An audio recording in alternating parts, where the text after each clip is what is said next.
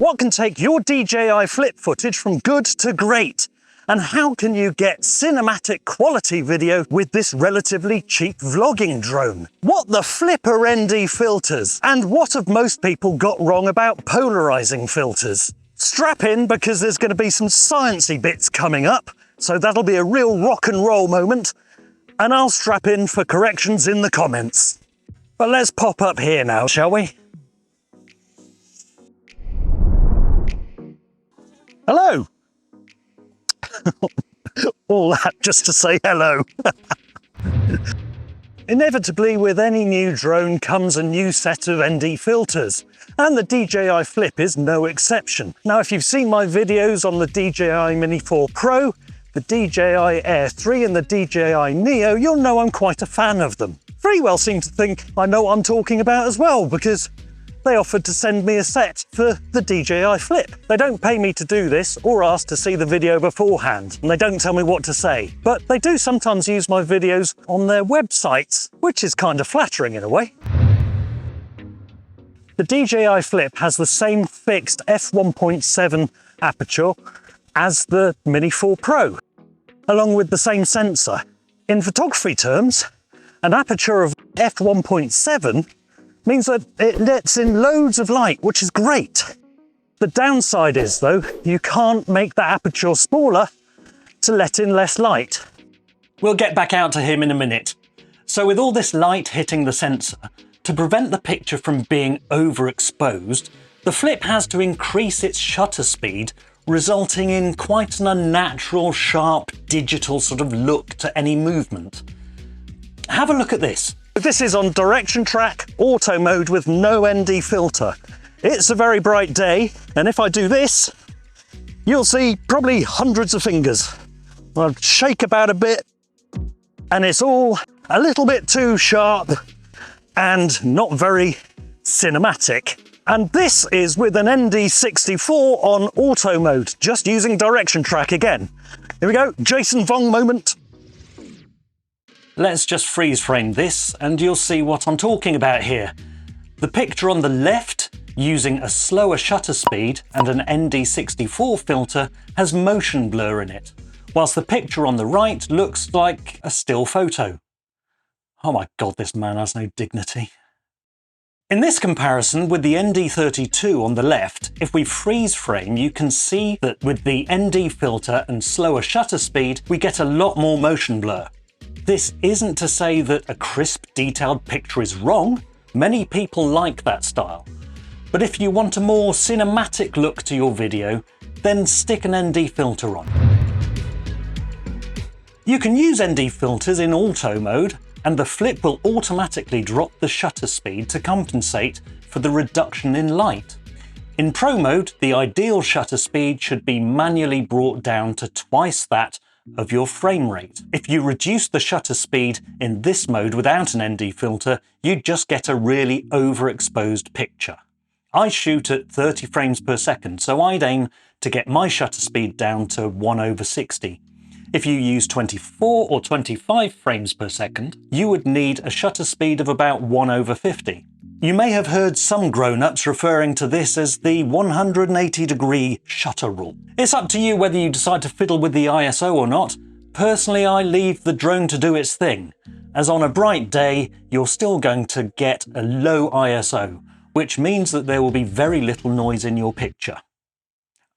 I'll pause now for people to argue in the comments about which frame rate and ISO settings are best. And I'll say it now. Yes, Frank, you're probably right. That's a very common question, and thanks for asking.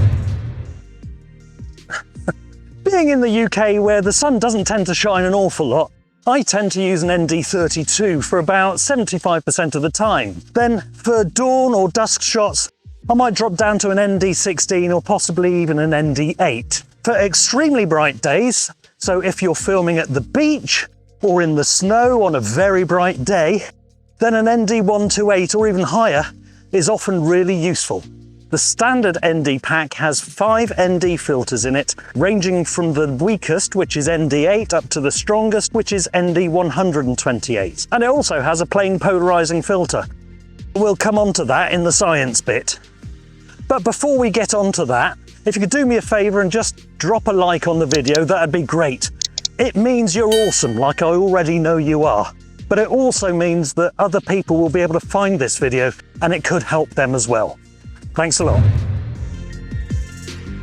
In a previous video, I was being very lazy about explaining how polarizing filters work. So I'm going to address that now by trying to explain my understanding of how polarized light filters work in a bit more detail.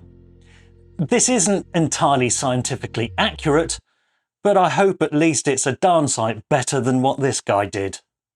The reason for this is because of science. Here comes the science bit. If you get through this, reward yourself with a biscuit. Or if you're in America, reward yourself with a cookie. You can have a biscuit if you want, but that's a different sort of thing. Get on with it. Yes, get on with it! Most light waves travel all over the place, really squiggly, like this, when they're hitting the lens. But when a light ray hits a reflective surface, it polarizes that light ray so that it's just horizontal and the glare parts are at the edge of that wavelength.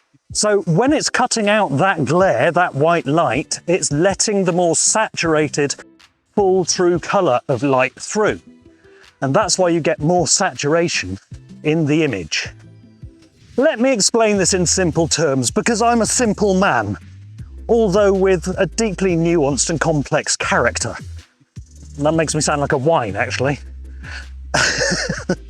Imagine you've got your DJI Flip and you're flying it towards a fence with vertical bars in.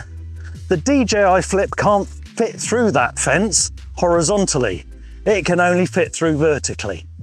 Now, neither you or I can actually fly a DJI Flip like that, but you know what I mean.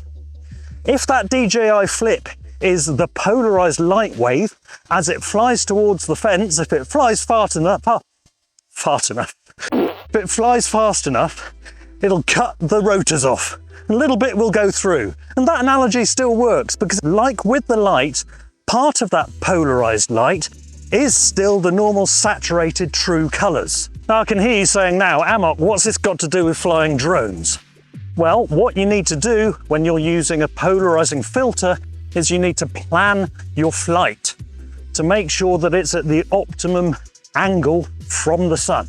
Polarized light filters work best when the drone is 90 degrees to the sun. The closer it gets to facing the sun or facing away from the sun, the less effect there is in reducing reflections. If you have a look at this video of the drone flying around me, it's constantly changing its light source. And you can see a change in the saturation in the colour of the sky.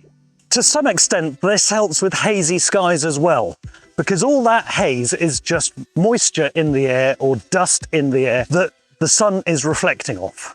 So a polarizing filter doesn't polarize it, it's just filtering it out. And that's what people tend to get wrong. There, go and have your biscuit, cookie. The Bright Day 6-pack has got 5 NDPL filters ranging from ND8 up to ND1000. Now the ND1000 is used more for creative photography and creative videography when you want to really, really slow that shutter speed down. It also has the UV filter. UV filters don't do an awful lot. They're marketed as protecting your lens from harmful UV rays, but most of the photography community on YouTube seem to think that they're not really worth it. But what they are good for is just protecting your lens. And so I'm going to put one on now and let's see if there's any difference. Okay, direction track with the UV filter on. Is there much difference at all?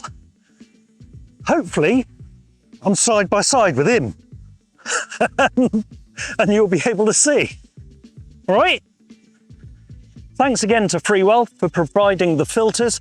And if you want to purchase them, please follow the affiliate link in the description below. The channel gets a small kickback, which helps to keep it going, and it costs no more to you. If you're interested in finding out about other ND filters for other drones, have a look at this playlist here. Or have a look at this, because YouTube thinks that you're interested in it. Bye.